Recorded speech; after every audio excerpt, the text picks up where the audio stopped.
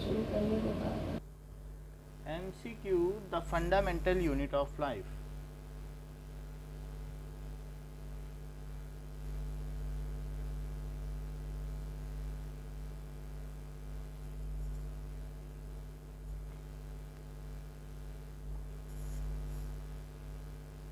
The English scientist who first observed a cell.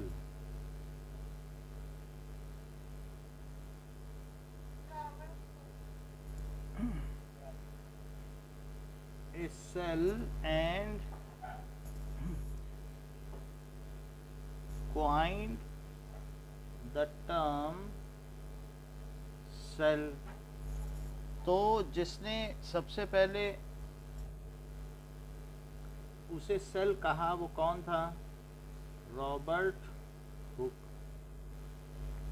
Cell is a Latin word. Cell is a Latin word. Means इसका meaning क्या होता है? A large room, a little room, an old room और none. A little room.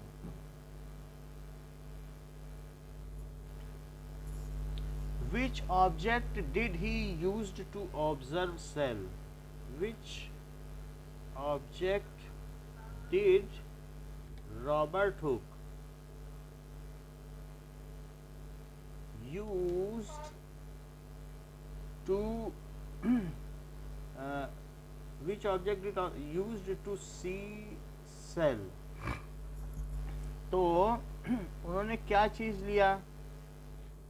That is cork. Now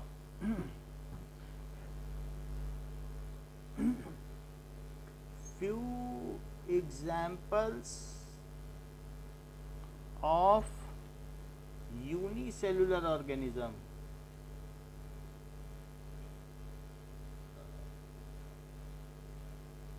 are कौन कौन से हो सकते हैं? बहुत सारे ऑप्शन दिए गए इसमें. अमीबा, पैरामीशियम, नहीं पैरामोशियम. पैरेनकाइमा तो एक वो है ना, स्किन है. पैरामीशियम बोलो ना. ये दोनों नाम लिखने पड़ेंगे जब भी है. Okay. Plant cell consists of chlorophyll, cell wall, nucleus, plastids and all. Plant cell consists of, चार ऑप्शन दिए हैं. Chlorophyll, cell wall, nucleus, plastids or all. Now a cell wall is present only in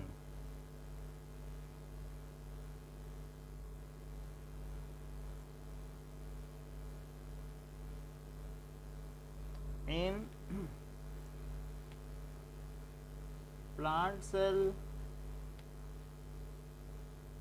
bacterial cell, fungi, fungus जानते हो, और D all. किस में रहेगी cell wall?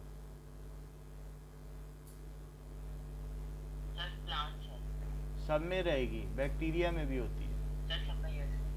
Prokaryotic में सेल वॉल नहीं होती है. फंगी में काइटिन की होती है. एनिमल सेल में नहीं होती है. A cell wall is not present in animal, plant cell, bacteria, fungi. किसमें सेल वॉल नहीं होती? एनिमल में. अभी तो ऊपर लिख दिया ना ऑल, बैक्टीरिया में भी तो है ना सेल वॉल। इन बैक्टीरिया में इन दोनों में काइटिन की होती है और इसमें सेलुलोज की होती है।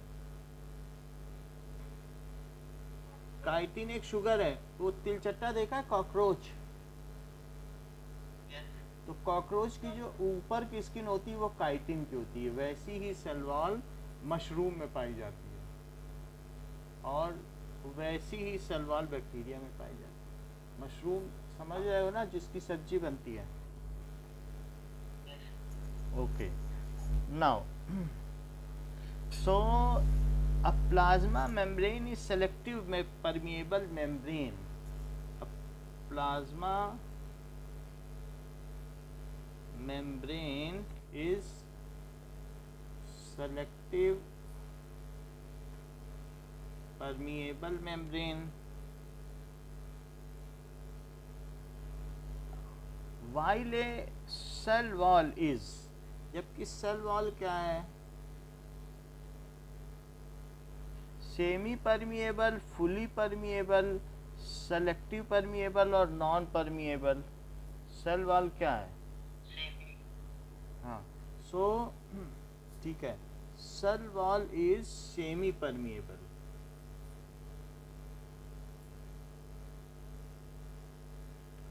प्लाज्मा मेम्ब्रेन किसी में भी हो सकती है। प्लाज्मा मेम्ब्रेन जैसे सेल वॉल है और सेल वॉल के अंदर ये जो ये है प्लाज्मा मेम्ब्रेन, ये है ना प्लाज्मा मेम्ब्रेन।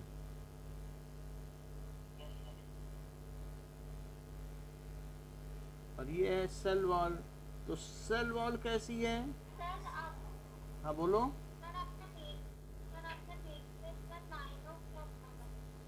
हाँ तो अभी मैसेज कर दें क्या आप? मैसेज 1 मिनट में जरा जिसको भी कर दो, मैं 1 मिनट होल्ड करता हूँ। है हाँ, 1 मिनट मैसेज कर दो आप लोग अपने फ़ोन से, तो शायद वो पता चल जाए। ठीक, मैं 1 मिनट के लिए रोक रहा हूँ। यहाँ पर जो सेल वॉल है हाफ परमिएबल है। सेमी परमिएबल का मतलब क्या होता है? Half permeable. और सेलेक्टिव का मतलब है कि उसको जो लेना है वो सिर्फ वही लेगी। एक सेलेक्टिव परमिएबल होता है, तो वो जिसे चाहिए वही लेगी चीज। नाउ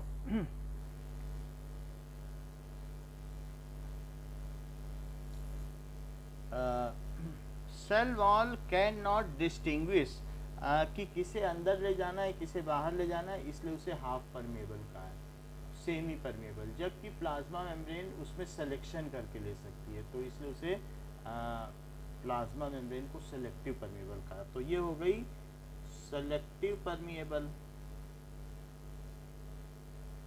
और ये हो गई सेमी परमिएबल, ये चीज हो गई। Now carbon dioxide moves out of the cell by the process of, अब आप बताएं, moves out of the cell। एक सेल की बात है, प्लांट की थोड़ी ना बात कर रहे हैं। by means of अमीबा ही ले लो या एक ऐसा सेल, इसमें से CO2 बाहर किस प्रोसेस से निकलती है बताओ? ऑस्मोसिस, डिफ्यूजन और किससे निकलती है? 2 ऑप्शन ही दिए हैं।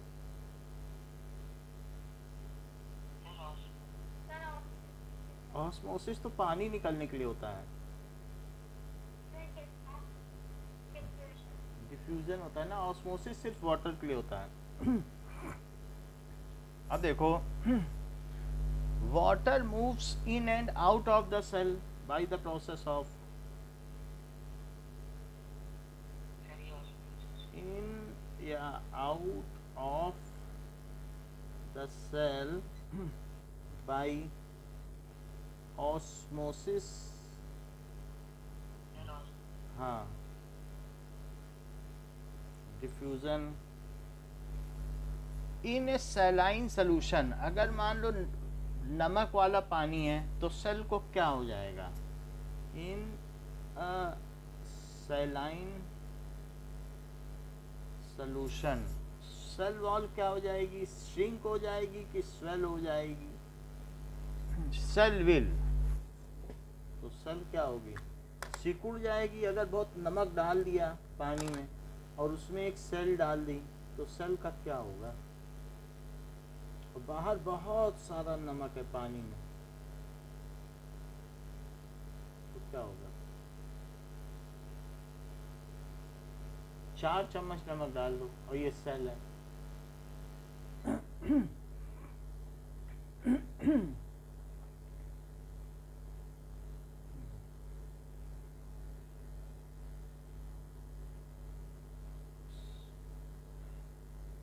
सो व्हाट विल हैपन अगर ऐसे में डाल दिया जाए, यानी सेलाइन सोल्यूशन में अगर ये डाल दिया जाए तो सेल वॉल, बोलो क्या हो जाएगी? हाँ, श्रिंक, ये सिकुड़ जाएगी क्योंकि इसका पानी सब निकल जाएगा, फूल जाएगी। वाटर कंसंट्रेशन, इस समय अगर नमकीन पानी है तो वाटर कंसंट्रेशन कहाँ जाता है, अंदर की बाहर? तो अंदर से बाहर आएगा कि नहीं? बाहर तो आपने 10 चम्मच नमक डाल दिया है तो वाटर कंसंट्रेशन तो अंदर ही ज़्यादा है कि नहीं? ठीक है। और एन एग, एग कैसा है, सिंगल सेलुलर है कि मल्टी सेलुलर है? इट इज सिंगल या यूनिसेलुलर, यूनिसेलुलर। अब देखो, हाँ दिखा रहे हैं, एक मिनट। सो एक सिंगल सेलुलर है। नेक्स्ट देखिए, amoeba acquires food by endocytosis, exocytosis और ingestion. Amoeba acquires food by, तो 3 चीजें दी हैं। एक एक्सोसाइटोसिस तो नहीं हो सकता ना, एक्सोसाइटोसिस से कोई चीज बाहर निकलती है। और इंजेशन, और सी क्या है, एंडोसाइटोसिस। एंडोसाइटोसिस के 2 पार्ट है मालूम है, फैगोसाइटोसिस और पिनोसाइटोसिस। पिनोसाइटोसिस का क्या मतलब है, बोलो? एंडोसाइटोसिस के, अगर सेल के अंदर कोई चीज लेना, taking something inside cell. Endocytosis का मतलब क्या होता है, तो टेकिंग समथिंग, लेकिन उसमें फिर वो पानी भी पी सकता है, समथिंग इनसाइड सेल। अभी देख के बताते हैं। और फैगोसाइटोसिस का मतलब है टेकिंग फूड, और पिनोसाइटोसिस का मतलब क्या है, टेकिंग। तो अब मुझे भी देखना ही पड़ेगा इसका आंसर कि वास्तव में है क्या। तो इसमें दिया गया है एंडोसाइटोसिस या फैगोसाइटोसिस, यही है। ठीक है। अच्छा, इंजेशन क्या है कि टेकिंग फूड इनसाइड माउथ, सिर्फ उसको कहते हैं इंजेशन। तो इंजेशन हम लोग करते हैं, हाथों से मुंह में खाना ले जाना। So taking food inside mouth with hand, तो ये चीज है। Now a plant cell is mainly composed of a plant cell has, plant cell में क्या हो सकता है, क्या लिपिड हो सकता है कि सेलुलोज हो सकता है, या प्रोटीन हो सकता है, या इसके अलावा काइटिन हो सकता है। काइटिन तो बैक्टीरिया में और इन सब में होता है, फंगी में। बताओ, प्लांट सेल, जो प्लांट सेल की मेम्ब्रेन, मेम्ब्रेन लिखो। प्लांट सेल की जो मेम्ब्रेन होती है ना, वो किसकी बनी होती है? नहीं, सेलुलोज की तो सेल वॉल होती है, और सेल वॉल है सेलुलोज की। और ये जो सेलुलर मेम्ब्रेन है, ये किसकी बनी है? क्या प्रोटीन और लिपिड की? बोलो, दो हो जाएंगे। सेल वॉल होती है सेलुलोज की, बात ध्यान है ना। दो क्या? दो हो नहीं सकते हैं, बट इसमें दिया है कि एनी नंबर ऑफ, तो ये इस तरीके का एमसीक्यू है। ओके, तो ये चीज है। What are the correct option? Endocytosis में फैगोसाइटोसिस, अगर वो खाना लेता है। PHAGO, फैगो, फैगोसाइटोसिस यानी खाना लेना। और पिनोसाइटोसिस का मतलब क्या है? ये है पानी लेना। अच्छा, shrinkage of cell due to osmosis is called.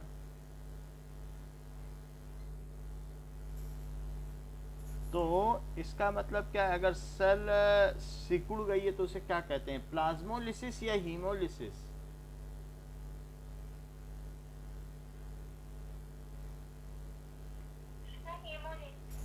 हाँ, सो हीमोलिसिस नहीं कहते हैं, बात सही है।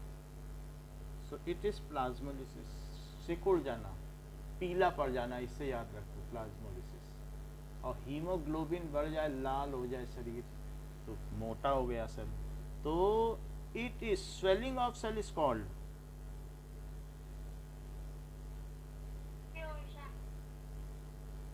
प्लाज्मोलिसिस की हीमोलिसिस?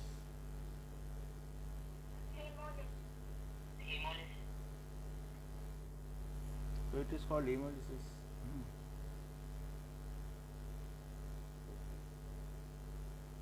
अच्छा, इफ वाटर कंसंट्रेशन,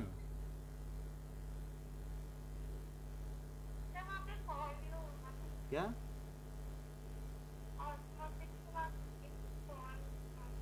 हाँ, due to osmosis is called. हाँ, अच्छा, इफ वाटर कंसंट्रेट, अच्छा ये गलत है, ठीक कर देते हैं, ऑस्मोसिस कर देंगे इसको। एक मिनट। हाँ, अच्छा ये बताओ, if water concentration inside and outside the cell is equal, तो ऐसे सोल्यूशन को क्या कहेंगे? If water solution, water concentration of solution is same as inside cell, then such solution is called।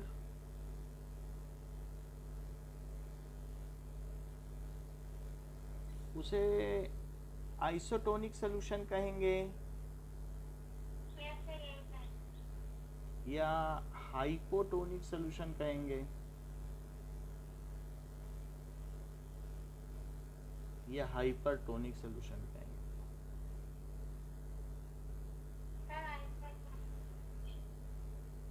सो उसको आइसोटोनिक सॉल्यूशन कहेंगे। Now if water concentration outside cell is less than, such solution is called।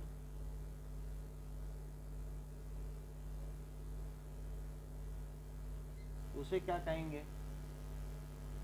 बाहर water concentration अगर कम हो तो उसे क्या कहेंगे? Just एक minute. Hypertonic solution. According to Wikipedia, tonicity is a measure of the effective osmotic pressure gradient, the water potential of two. एक minute. So that is called water concentration। अगर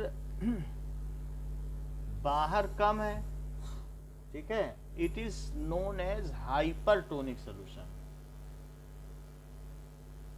hypertonic solution. अगर बाहर पानी कम है तो क्या अंदर से पानी बाहर आ जाएगा?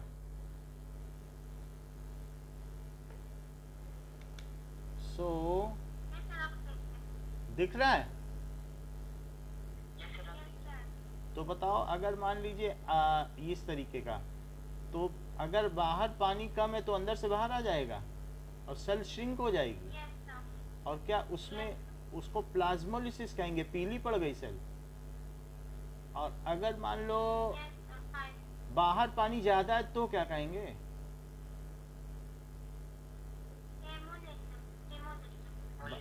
हीमोलिसिस होगी। और बाहर वाले सोल्यूशन को क्या कहेंगे? हाइपोटोनिक। देखो इस पे सवाल आएंगे, इसको याद रखना। सो उसको कहेंगे, देखो फिर से हम समझा देते हैं कि अगर मान लीजिए सेल है, तो अगर सेल ऐसी हो गई तो ये जो बाहर का सोल्यूशन है, और एक सेल है कि अपनी जैसी रही, और एक सेल है कि इतनी बढ़ गई कि यहाँ से फट भी गई, फूल गई। तो अब यहाँ पर दो अलग अलग चीज़ें हैं कि ये सोल्यूशन क्या कहलाएगा। इसमें से पानी बाहर आ गया ना। So outside water concentration less है कि नहीं?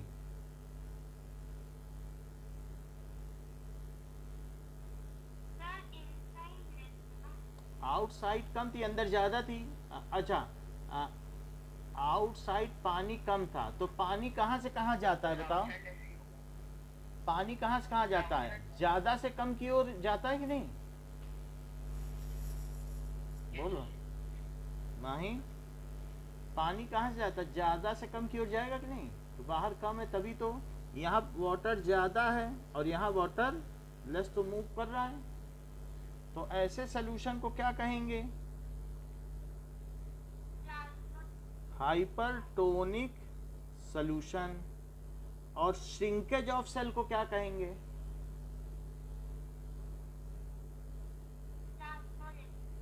हाँ, दो अलग अलग चीजें हैं। इस प्लाज्मोलिसिस। अच्छा, इसमें ये कैसा सोल्यूशन है? इसमें no net movement of water.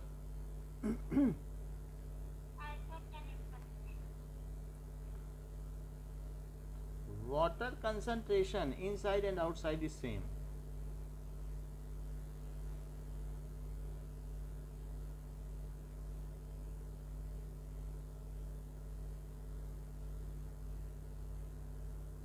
तो आइसोटोनिक सॉल्यूशन। अच्छा, इसमें वाटर कंसर बाहर से अंदर जा रहा है, तो कहाँ पानी ज्यादा है? So if water concentration outside cell is more, such solution is called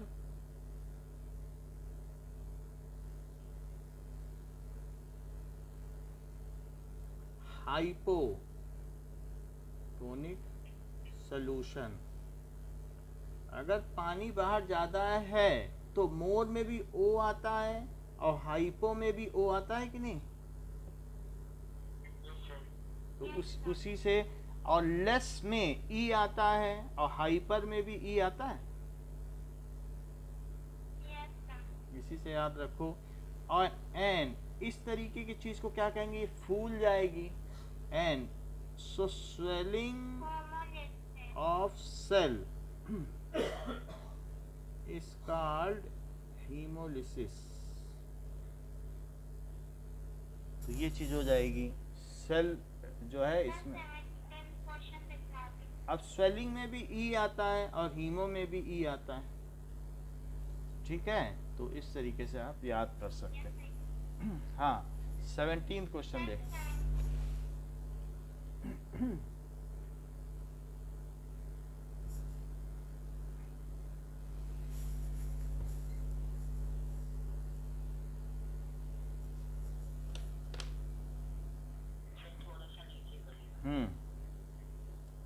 ये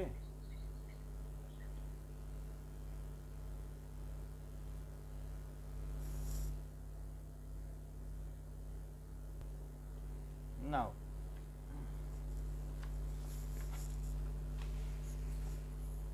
cell organelles which are double membrane, जिनमें दो मेम्ब्रेन होती हैं. So what are those? Cell organelles which have double membrane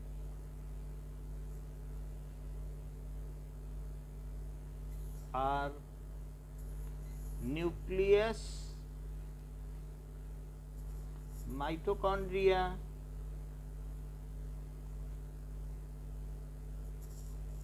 plastids,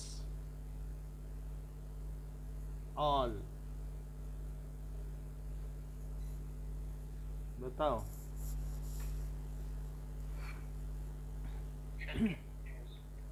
all, सब में double membrane होती है. Mitochondria में भी तो डबल मेम्ब्रेन होती है, प्लास्टिड्स में भी होगी. हाँ, प्लास्टिड्स में भी तो वो होता है ना क्लोरोफिल, वो अपना काम करता है, खाना बनाता है. और माइटोकॉन्ड्रिया में खाना टूटता है, प्लास्टिड्स में खाना बनता है. ठीक है. सो सब में क्या,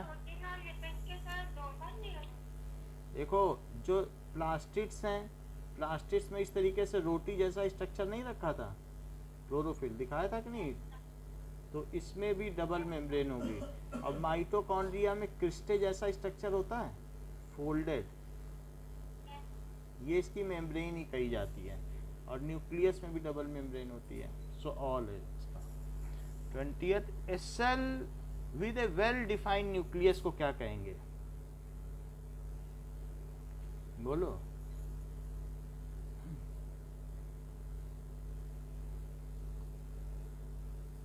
इज कॉल्ड, कौन सी सेल है वो जिसका न्यूक्लियस वेल डिफाइंड है, प्रोकैरियोटिक कि यूकैरियोटिक.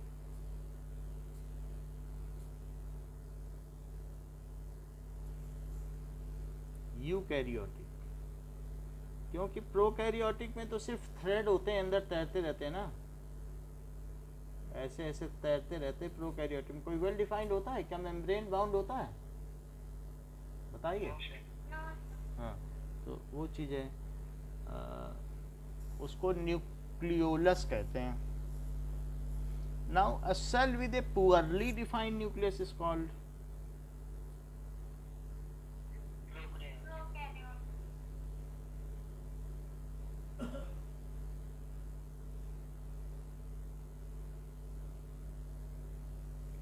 प्रोकैरियोटिक. चलिए ठीक है. कैरियन का मतलब क्या होता है, न्यूक्लियस. अच्छा, animal, plants and amoeba are prokaryotic और यूकैरियोटिक.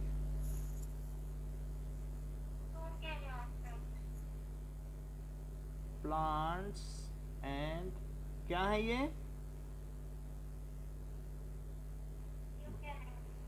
यूकैरियोटिक ना. क्या हम लोगों में वेल डिफाइंड न्यूक्लियस नहीं है,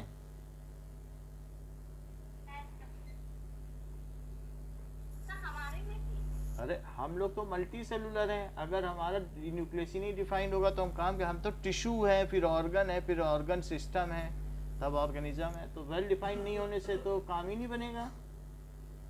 सारे ऑर्गेनल हैं हमारे सेल में. एनिमल सेल देखा नहीं है, न्यूक्लियस कैसे पूरे में बिखरा हुआ है कि सब. हम लोगों में तो बहुत सारी चीजें हैं. एनिमल सेल का कितना अच्छा डायग्राम है, दिखाएं कि याद आ रहा है, बोलो. दोनों ही वेल डिफाइंड है, दोनों यूकैरियोटिक हैं. और अमीबा भी यूनिसेलुलर ऑर्गेनिज्म है, यूकैरियोटिक.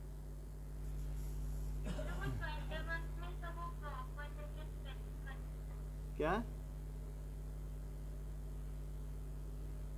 बोलो.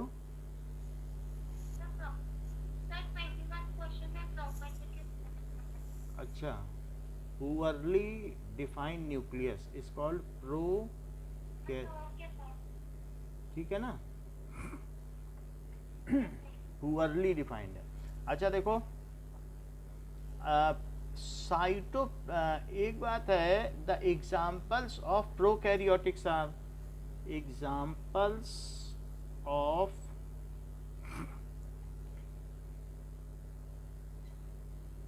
सेल आर, कौन कौन से हो सकते हैं? बैक्टीरिया, फंगी, वायरस और प्लांट्स। पैरामीशियम भी यूकैरियोटिक है, वेल डिफाइंड है। Paramecium is well defined. मैं दिखा देता हूं आपको कि अमीबा, देखो जस्ट एक मिनट देख लें फिर हम लोग बात करें। सो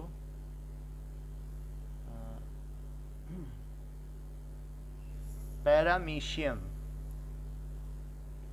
देखो पैरामीशियम कितनी अच्छी तरीके से वेल डिफाइंड है कि अगर आप देखें तो इसमें हर वो चीज़ है जो कि एक एनिमल सेल में होनी चाहिए। So it is well defined. इसमें न्यूक्लियस भी वेल डिफाइंड है पैरामीशियम में।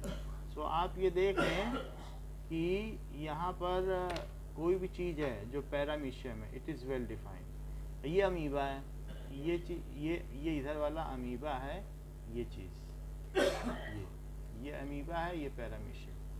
तो अब आप ये देख लो कि कितना वेल डिफाइंड है। सो इसमें जितने भी पैरामीशियम हैं, these are well defined. Okay, तो ये है। और इसमें हर चीज़ होती है, सेल वॉल और सारे सेल ऑर्गेनल्स भी हैं। ये यूकैरियोटिक शू लाइक स्ट्रक्चर होता है। और बाकी अगर आप इसके नाम पढ़ें तो सब कुछ है, फूड वैक्यूल्स है, सीलिया है और बाकी हर चीज़ है पैरामीशियम। तो इसलिए पैरामीशियम को कभी प्रोकैरियोटिक नहीं बताना है, पैरामीशियम इज यूकैरियोटिक। इतनी बात समझ में आ गई? तो अब देखो कि एग्जाम्पल्स जो प्रोकैरियोटिक सेल के हैं वो कौन सा है? इसमें एक है कोई प्रोकैरियोटिक, आप बताओ कौन सा है? हाँ, बाकी सब फंगी तो बहुत बड़ा होता है, हम खाते हैं, मशरूम है ना। और वायरस तो नॉन लिविंग है, वायरस तो नॉन लिविंग है।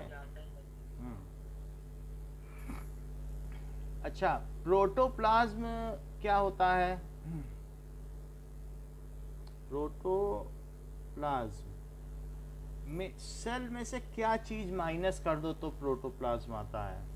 दैट इज, प्रोटोप्लाज्म के अंदर में क्या क्या चीज आएगी? दैट इज, सेल में से सेल वॉल हटा दो तो प्रोटोप्लाज्म आएगी, कि प्लाज्मा मेम्ब्रेन भी हटाना पड़ेगा? बोलो। तो ये इसका ऑप्शन है कि प्रोटोप्लाज्म में से क्या हटाना पड़ेगा, कि जिससे कि प्रोटोप्लाज्म क्या है, सेल वॉल हटा देनी पड़ेगी। और क्या ये मेम्ब्रेन भी हटाएंगे तब प्रोटोप्लाज्म आएगा? प्रोटोप्लाज्म तो यहाँ भरा है ना। तो क्या क्या दो चीज माइनस करूं बताओ? क्या सेल वॉल हटा दूं और प्लाज्मा मेम्ब्रेन भी हटा दूं? तो आपके ऑप्शन थे plasma membrane, cytoplasm, organelles and plastids. तो क्या हटाया जाए? तो आंसर है प्लाज्मा मेम्ब्रेन। तो फिर ये चीज आ जाएगी। साइटोप्लाज्म क्या होता है? हाँ, क्या? हाँ, साइटोप्लाज्म क्या है? जो कि प्रोटोप्लाज्म में से क्या माइनस कर दिया जाए तब साइटोप्लाज्म आएगा। साइटोप्लाज्म में से बताओ, सारे ऑर्गेनल्स माइनस कर दिए जाए कि न्यूक्लियस? क्या हटाया जाए, ऑर्गेनल्स कि न्यूक्लियस? बोलो। न्यूक्लियस, क्योंकि न्यूक्लियस के अंदर के प्लाज्मा को क्या कहते हैं? ये है साइटोप्लाज्म, और ये अच्छा ये क्या है, क्या ये न्यूक्लियोप्लाज्म है? न्यूक्लियोप्लाज्म, इसके अंदर भी तो चीजें तैरती हैं, उसको क्या कहते हैं? और इन दोनों को मिला दिया तो क्या हुआ?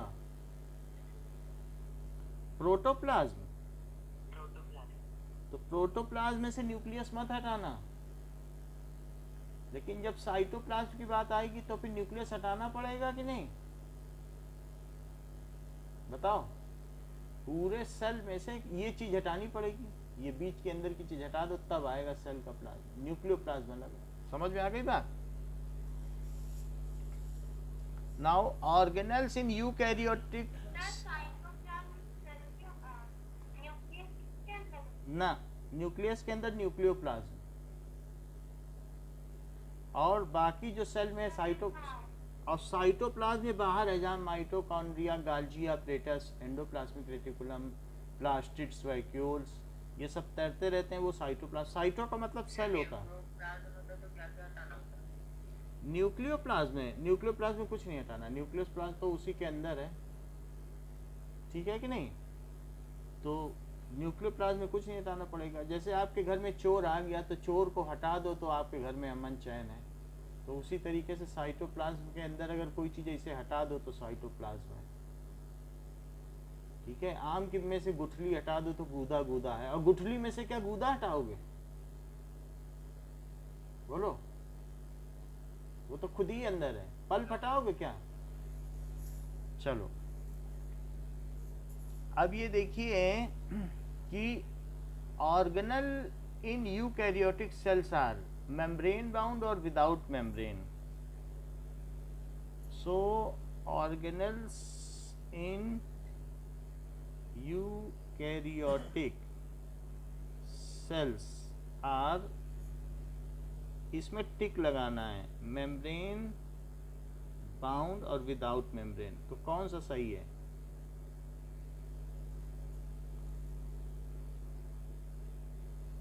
जो यू के, हाँ, मेम्ब्रेन बाउंड सही है। Now organelles in prokaryotic cell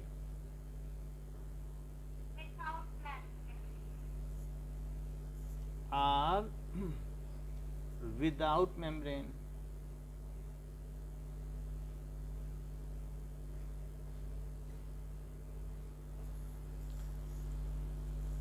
Now, identify the marked subject without membrane, ठीक है?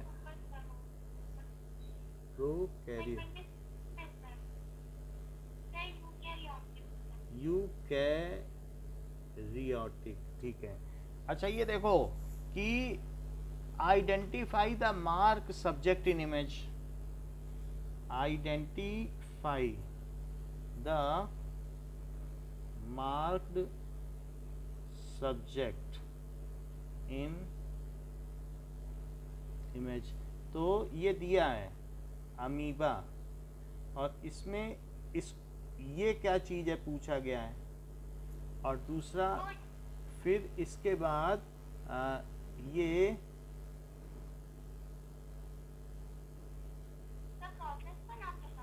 हाँ, प्रोसेस नहीं, वो जो पूछ रहा है, कह रहा है ये क्या चीज है, फिर हाँ, और फिर पूछ रहा है कि ये क्या चीज है,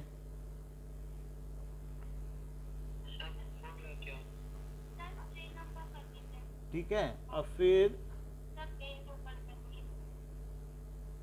ये, जैसे ये क्या चीज है, चार चीज पूछी है कि ये पूछा है ए, ये पूछा है बी, ये पूछा है सी, ये पूछा है डी, चार चीज पूछी है। तो ए को क्या लिखूं? ए फूड है, बी क्या है? स्यूडोपोडिया, सी क्या है? सी है फूड वैक्यूल, इंजेक्शन कर ले, मतलब उसका नाम बताना है, फूड वो तो प्रोसेस आप बता रही हैं। डी क्या है, ये क्या चीज़ है? हाँ, वेस्ट, ये चीज़ है ना। अब देखो,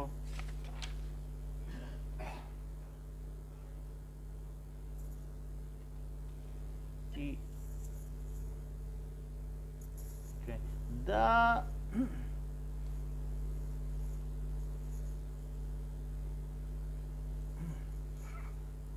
network of tube-like structure, the network of tube-like, okay, now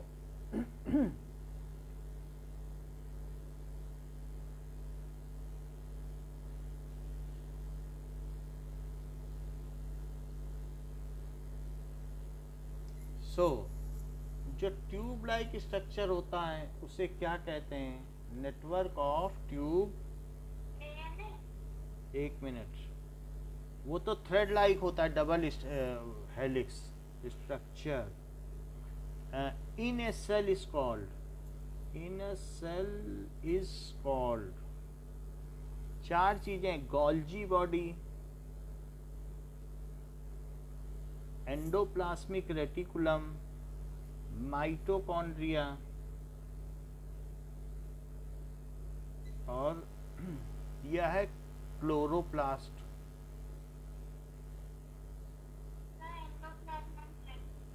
मुझे भी यही लग रहा है, एक मिनट चेक करने दो। एंडोप्लाज्मिक रेटिकुलम इसका आंसर है। Now rough endoplasmic reticulum is rough because rough endoplasmic reticulum is rough because these are attached to it। ये बात सही आपने कही है, राइबोसोम यही प्रोटीन बनाते हैं, ठीक है। SER स्टैंड्स फॉर,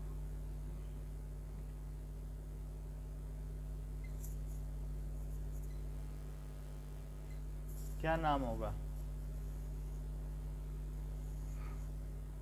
SER का नाम क्या है, बताएं। It is smooth endoplasmic reticulum। जो न्यूक्लियस है, न्यूक्लियस के चारों तरफ दो तरीके के रेटिकुलम है। रेटिकुलम का ही मतलब नेटवर्क होता है, ओके। एक मिनट पे ठीक करने दो, okay.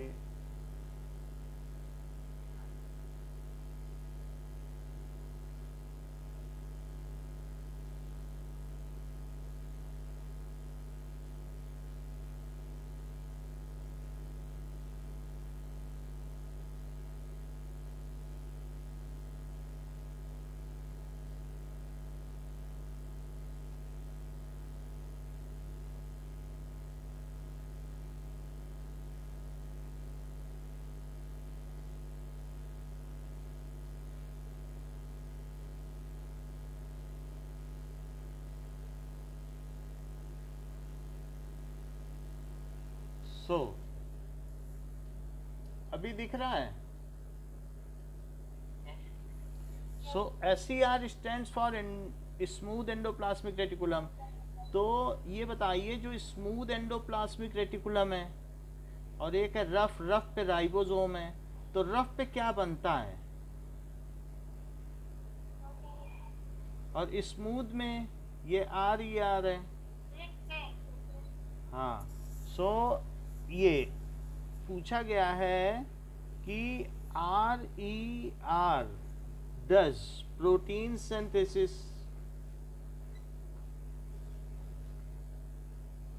while SER does this synthesis। Lipid, lipid है या फैट है, एक ही बात है। Other functions of endoplasmic reticulum, so other functions of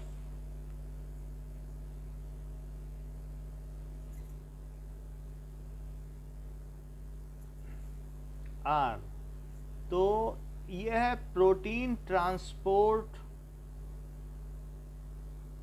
protein transport करता है, या detoxification in liver cell, detoxification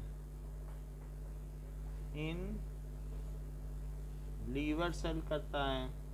कि डिटॉक्सिफिकेशन का मतलब जो पॉइजनस सब्सटेंस है वो हटा देता है, और ग्लूकोज सिंथेसिस, ग्लूकोज बनाता है, सिंथेसिस। ग्लूकोज कहाँ बनता है वैसे सेल में? और A and B, glucose plastids में बनता है, प्लास्टिड्स में क्लोरोफिल है, मालूम है बात कि नहीं? यही बोलो, प्लास्टिड्स में कैसा स्ट्रक्चर है सर? ये है प्लास्टिड, और प्लास्टिड में क्या रोटी जैसे स्ट्रक्चर होते हैं? क्लोरोफिल दिखाया था कि नहीं सेल में क्या होता है?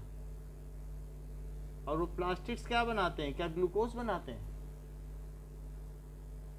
ये क्लोरोप्लास्ट है। प्लास्टिड्स में भी ये कौन सा है बताइए? क्लोरोप्लास्ट। और उसके अंदर क्या है? क्या क्लोरोफिल? और क्लोरोफिल के में क्या बनता है? ये क्या सिंथेसाइज करता है? ग्लूकोज।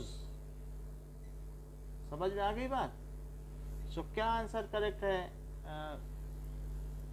एक मिनट,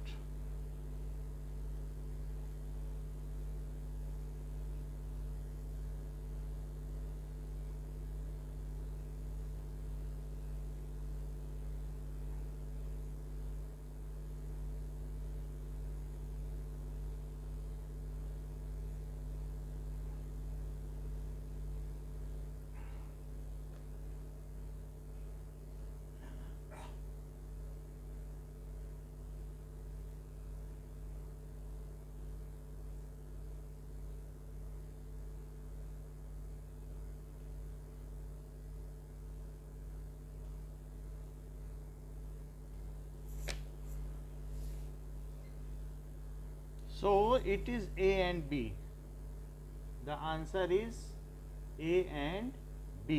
तो इसका मतलब है कि